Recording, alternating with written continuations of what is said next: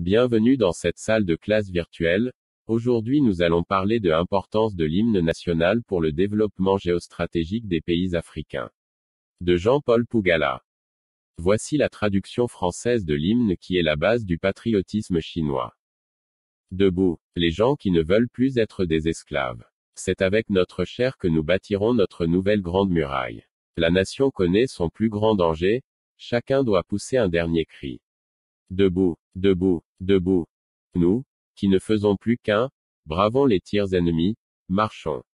Bravons les tirs ennemis, marchons. Marchons, marchons, marchons, debout. Les gens qui ne veulent plus être des esclaves. Debout, debout, debout. Nous, qui ne faisons plus qu'un, bravons les tirs ennemis, marchons. Marchons, marchons, marchons.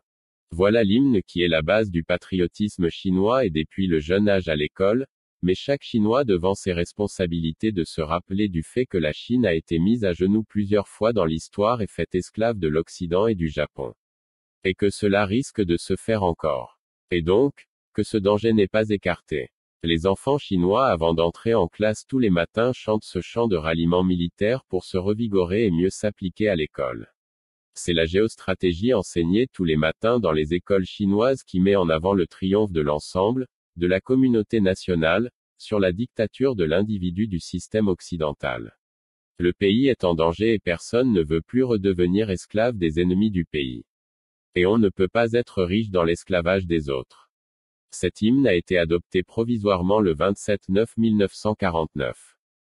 Et son succès surtout dans le chant de ralliement des militaires chinois et dans l'envie de découdre avec les ennemis occidentaux et japonais l'a rendu célèbre dans la population. Ce qui fait que le 4 décembre 1982 il a été officiellement reconnu comme l'hymne de l'Empire du Milieu, le centre du monde. Il est l'hymne officiel de Hong Kong depuis le 1er juillet 1997 et de Macao depuis le 20 décembre 1999. Il sera ensuite inscrit dans la Constitution en 2004. Et l'Afrique dans tout ça. Prochainement, sur www.pougala.net. Je vais vous amener avec moi dans quelques pays du monde pour vous expliquer qui compose l'hymne et pourquoi. Des questions que les Africains, 60 ans après les indépendances semblent toujours n'avoir pas compris. Je vous amènerai en Espagne, mais aussi au Japon où le peuple a décidé qu'il vaut mieux limiter l'hymne à une phrase, à un seul refrain à attendre du jour où on trouvera quelque chose de plus mobilisateur pour la jeunesse du pays. Nous irons en France, étudier le degré de violence inouïe de l'hymne national français qu'on fait chanter tous les jours aux enfants de la maternelle, pour faire d'eux des lions, des requins, des prédateurs, et non des antilopes, des proies faciles, comme c'est le cas en Afrique.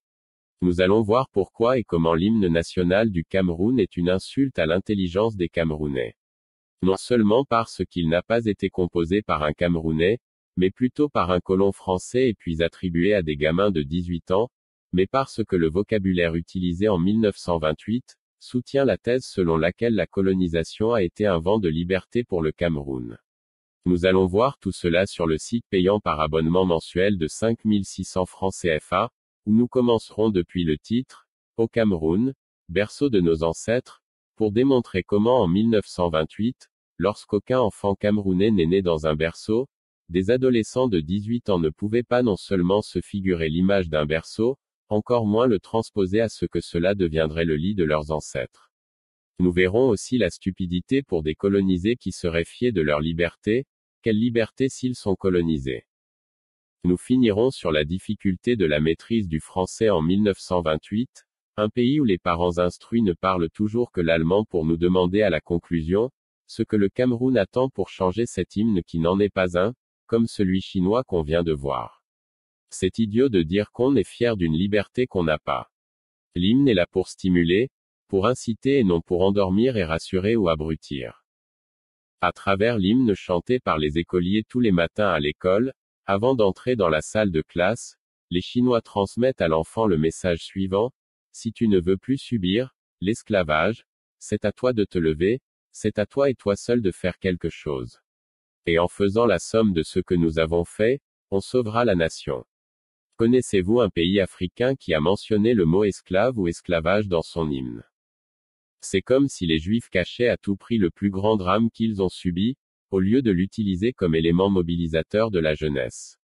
Et le Cameroun transmet quel message aux enfants à travers l'hymne? À bientôt sur www.pougala.net. Jean-Paul Pougala. Si vous avez aimé la leçon, alors cliquez sur j'aime, abonnez-vous et surtout activez la cloche de notification pour être informé de nos différents cours virtuels.